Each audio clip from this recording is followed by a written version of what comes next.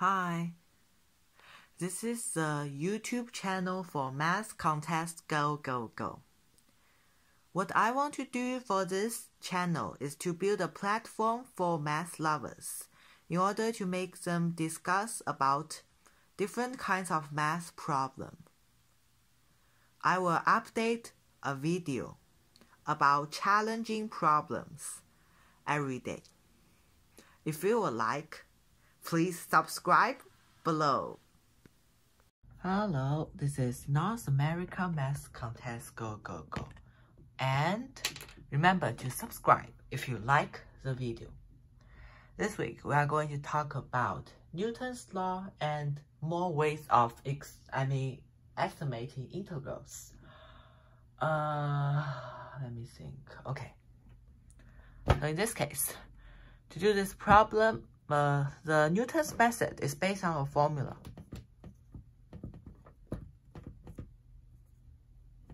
Which is a recursive function.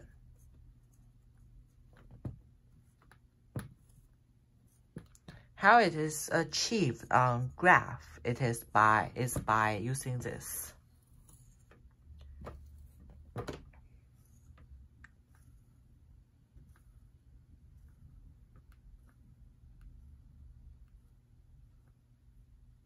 See? So it gets infinitely close to the point.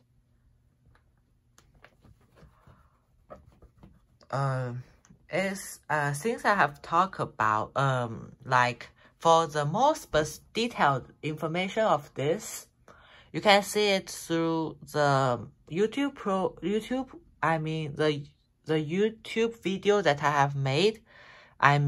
About the code of the Newton's law, which I will put a link of that video that I make on the what's that called? On the profile. Okay. So let's talk about the ways of approximation. There are three more ways of approximation. One is, they are all used to calculate integrals. One is the Stimson Rule. Yes, the Stimson Rule, which look like this when calculating. It should be look like this. 4, 2, 4, 2, 4, 2, 4, 1, 1. And the trapezoidal rule, which is also another way to calculate, is by look like this. 1, 2, 2, 2, 2, 1. Okay. And the midpoint approximation is just this. Okay. So how do we solve up these problems? To solve this, the basic formula for the trapezoidal approximation. Yes, let's give an example. Okay. So it requires we need to calculate this, right? Yes, it is actually really easy to be calculated through fundamental theorem of calculus, but we need to use the way of approximation to do that. So we are going to set what's that called? A subinterval, which is we set the 4, which the delta x is going to be 1 in this case. Okay. Then we are going to get the terms of each one we are going to find. So you are just list out them one by one, with each adding the delta x, which is 1. Okay, so now you have 5, which is the starting point, and this is the ending point. Okay. Midpoint calculation. To calculate through midpoint, you need to calculate the midpoint between each one. Between each x. Okay, so we know the midpoint for the first one is 1.5. The middle point between this is 2.5. Then it's 3.5 and 4.5. M3 is 3.5 and M4 is 4.5, right? So in this case, what you now need to do is you now need to, what's that called? You now need to give a formula like this. Then the midpoint formula is this. Delta x, f m1 plus f m2 plus f m3 plus f something so on plus f m4. Then which in this case, delta 0, this is equals to 1. Then you only need to do f1.5, f2.5, f3.5, and f4.5. So that you are able to solve the problem very clearly and easily. Let's calculate this. 4 times 1.25 squared is f1.5 is equals to 9. f2.5 is 25. f3.5 is 49. f4.5 is 81. Delta x is 1. So you get the final formula, final answer using the midpoint rule is 130 plus 34, 164, right? Okay, so now we have calculated. So let's check how accurate it is. Restate the formula. In this case, to solve this problem, we use, again, old rule, we use the fundamental theorem of calculus, right? So here, we know then we do calculate this. And let's see the difference between them, which is, so 153 minus 13 is 124 divided by 3 times 4. The final answer is 165.3 with a difference of 1.3. Okay. So it does not have a really large difference, you see. Okay. Then we use the second rule, the trapezoidal approximation.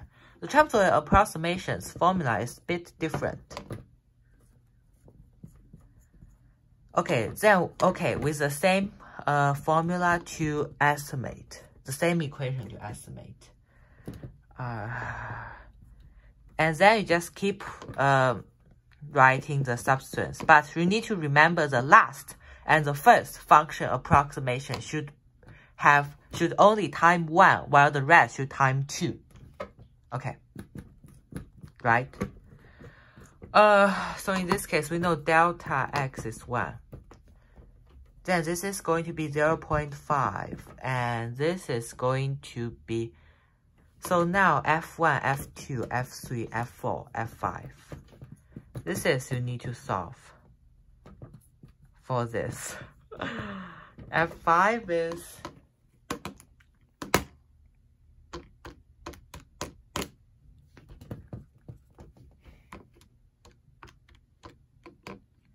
$64.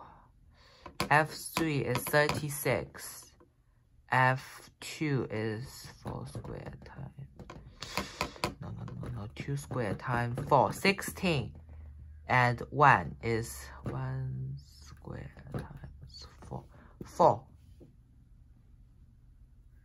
4x squared, okay.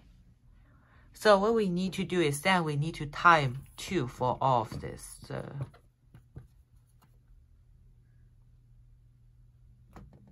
Okay, then let's calculate the result and see how different it is. 228 plus 72 is 300, 336. 336 divided by 2 is 168. And the correct answer is 165.3. The last one to calculate is by the Simpson Rule. The Simpson Rule is also similar. So its formula is this, delta x. Then with each 4, 2 coefficient correspond for each one. and until you get the second last one, and the last one is going to have a coefficient of 1. Okay, plus 4fx3 plus, okay, so here you get the formula. Okay, so again we use the knowledge we already know. This is 4, right? F2 is 16. F2 is 3 squared, 36. This is 64 and this is 100. Okay. Then we know this is 1/6. Okay, so we calculated 64 plus 4 plus 72. Okay, sorry, 64 plus 4 plus 72 plus 256 plus 100, right? 496 divided by 6.